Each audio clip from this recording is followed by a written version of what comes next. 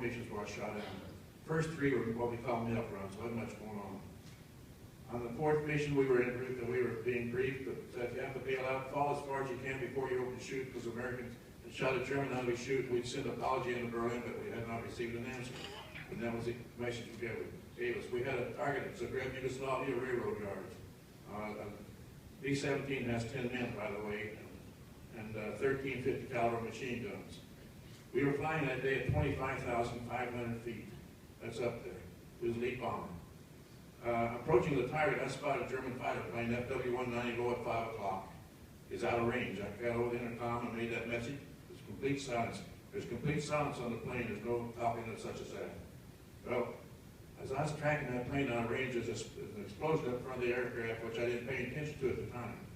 Our waist gunner, the left waist gunner was trained as an aircraft mechanic. He was with, next thing I know, he's at the waist gunner, at the door rather, waving his arms frantically to get my attention, which he did. I saw him and turned around and saw a fire. On the bomb bays, the fire was coming out, just boiling out of that bomb bay, just boiling, a beautiful flame, I remember that. The radio operator was backing away with his face, hands over his face, to protect himself. I called us in that we've been hit, our bomb bays on fire. Now we had 10 or 12 500-pound bombs that day, loaded with 100-octane gasoline with that fire. It was boiling out there. We had to get out of that airplane, and I panicked when I saw what was going on.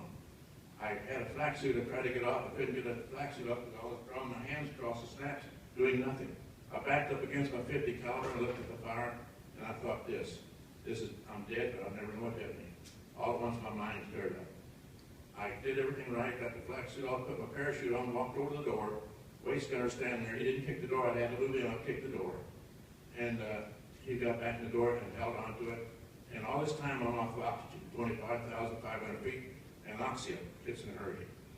I kept screaming at him to jump, couldn't get him to jump. He panicked. He froze. I could see his face yet. He was a good man, too. He jumped finally, and I went right behind him. Just as he cleared the door, I passed out from lack of oxygen.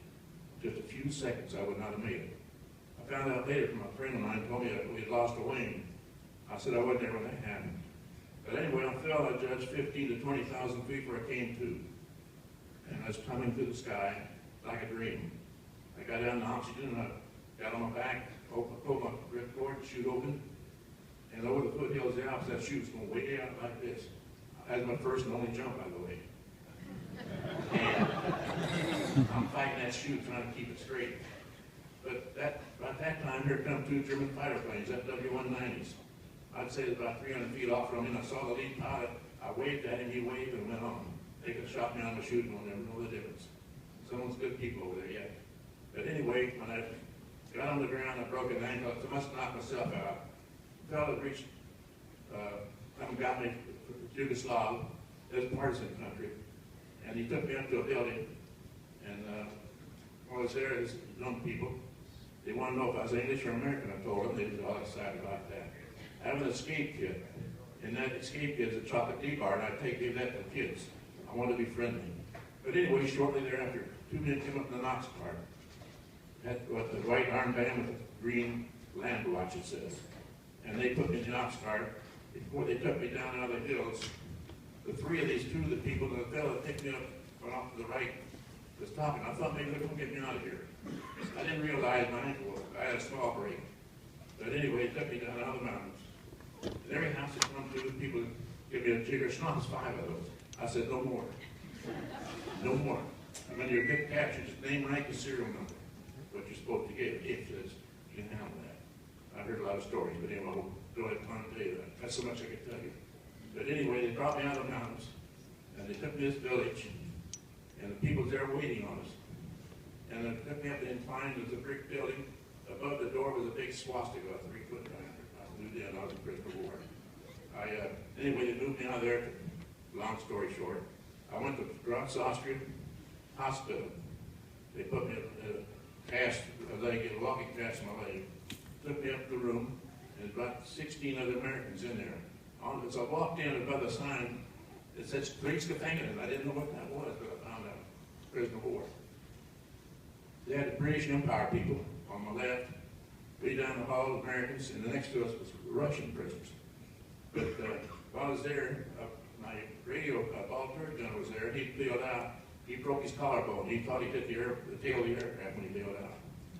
And by that time, by the way, the fellow that jumped ahead of him found out later he was dangling over the tail of the aircraft. He fully shoot too soon.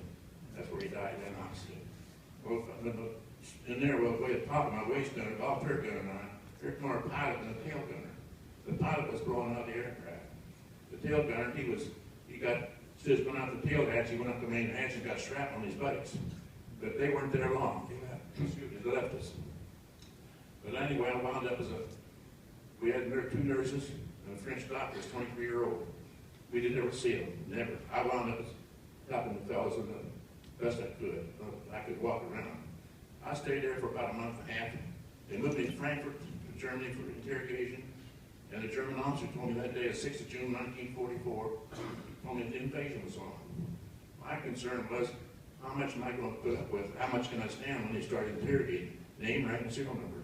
I heard of a story where they told it, true or not, where they took 2 guys in for interrogation with 2 German guards, took one of the guards and the prisoner out. The other prisoner heard a rifle shot. The guards came back, but the prisoner didn't. So that gives you something to think about. Well, anyway, I got through that all right. The German officer was real nice. He very well, speak English very well. And I said, how long am I? Oh, he said, Shenkel. His name was German. I'm Shenkel. He says, you're German. I said, I'm American. He said, you say I like him in? I said, I do. He laughs at me. And I said, when am I getting out of here? That's stupid as a kid. Anyway, he says, you'll be out of here within a minute. We have all the information we need on you. I looked at him and stared at him. He said, you don't believe me, do you? He handed me the paper. On that page was crew members. And that was all. Didn't even want to know their name, but shot us down. I didn't. But from there, they sent me to Western Germany transit camp. Then they sent me to Stalag Luft 1, Luft 4, up in Poland. And I was there for several months. And when I walked through the gate, one of the fellows grabbed me and hugged me. He said, Roy, we didn't see anybody get off the airplane. We thought you were dead. But then they told me about this man who was on plane dangling on the tail of the aircraft. Also, they said they're hungry there. They weren't getting any food. They were eating grass. Now, Germans didn't have a lot of food themselves at that time, but the main dish was potatoes and sauerkraut. My meal for the day was coffee, apron coffee, something they did. It was brutal, stuff to drink, and black bread.